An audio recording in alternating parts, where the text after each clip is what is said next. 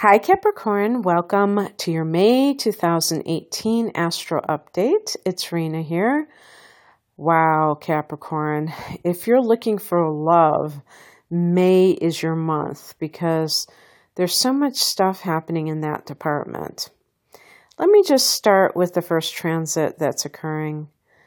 Mercury is going out of its shadow on May 3rd in the home sector. Now, if you remember back in March, late March, Mercury went retrograde in Aries and went direct in mid-April. But even when it went direct and it was in Aries, it still hadn't gotten back up to speed, and now it finally has. And so basically what that means is that if there had been any kind of residual wonky things happening, that by May 3rd, they should be all ironed out. Now, let's say you were selling your house or something, and there were all kinds of snafus, and you couldn't get the paperwork right. Mercury can indicate contracts and things like that. And speaking of that, actually, until the 13th, you do have Mercury in that fourth house. So if you're dealing with real estate matters, you may get something ironed out by almost the mid-month period. And then Mercury goes into the fifth house, which is the house of romance. And actually, this house is really featured for you, because a couple of days after Mercury goes into this fifth house, Uranus, which is a 7-year transit, goes into that fifth house as well in Taurus. And on that same day, on the 15th, there's a new moon in Taurus. So this is a very strong concentration of energy, new beginnings in the house of romance, the house of creativity, the house of your own business.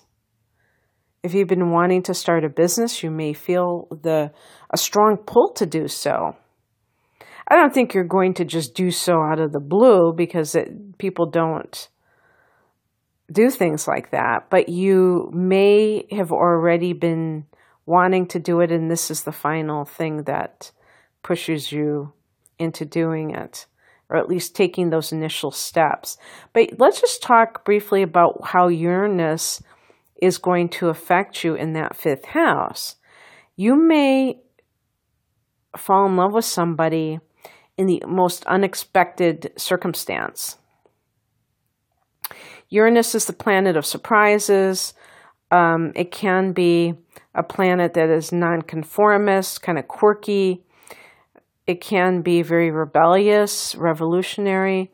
So there's a unique quality to Uranus. If you're an artist, you may come up with something that is very different artistically and noteworthy for its differences.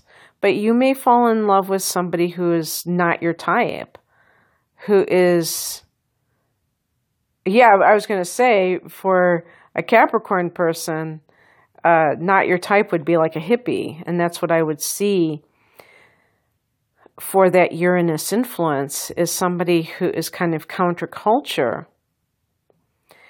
And this is, as I say, this is a 7-year transit, so it's not going anywhere very soon, although it will be retrograding and going back into your fourth house later this year. So it's not fully leaving Aries. It will be going back there at some point. But then on the same day, you have a new beginning in love, new beginning in creativity. So that can be a very exciting time for people who are looking for love, or who are artists and always looking for new inspiration. The next day on the 16th, Mars goes into Aquarius. This is a nice house for you. This is the house of earned income. This is an earth house, Capricorn. You're an earth sign. This is the house that Taurus rules. So it's the money that you earn. Mars here lights a fire under you. You're really exerting a lot of effort to make money for whatever reason. It doesn't mean because you need it. You may be wanting to buy something. Maybe you want to put a down payment on a house.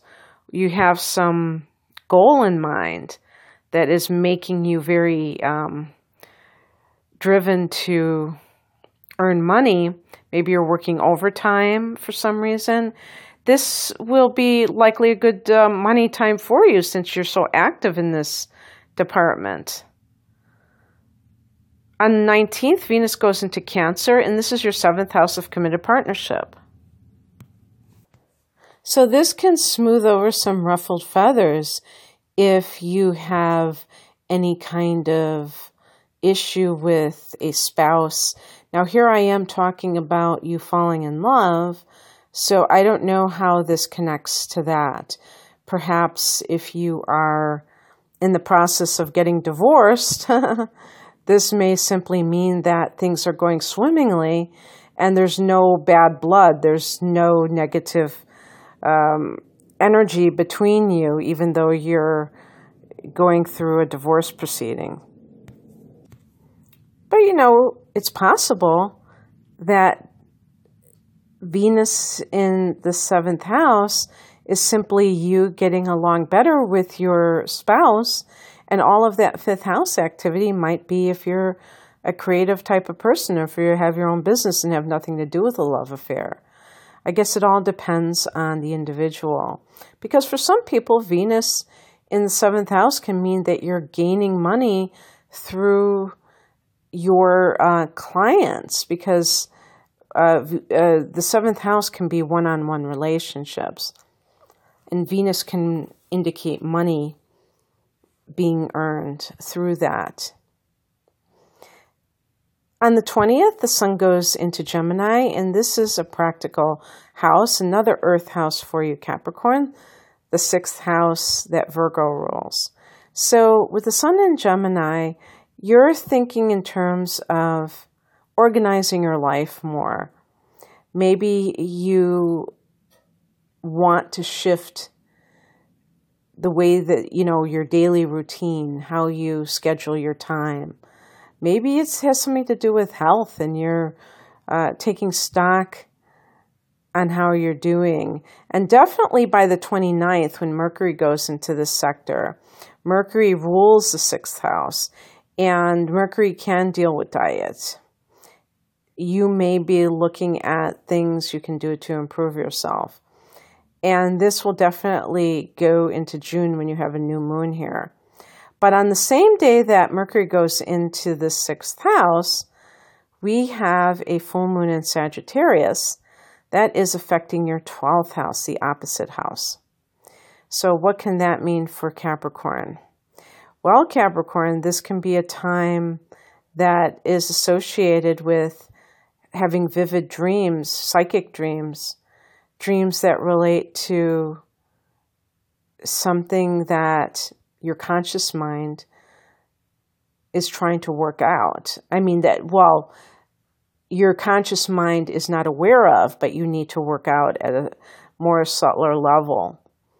And full moons can be very psychic in nature, and in the 12th house, we're talking about the psychic house.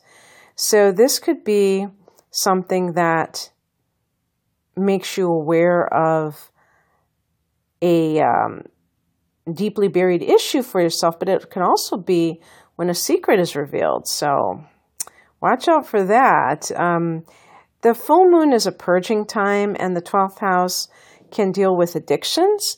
So this may be a great time to let go of an addiction that is holding you back and keeping you from living as vibrant a life as you want to live.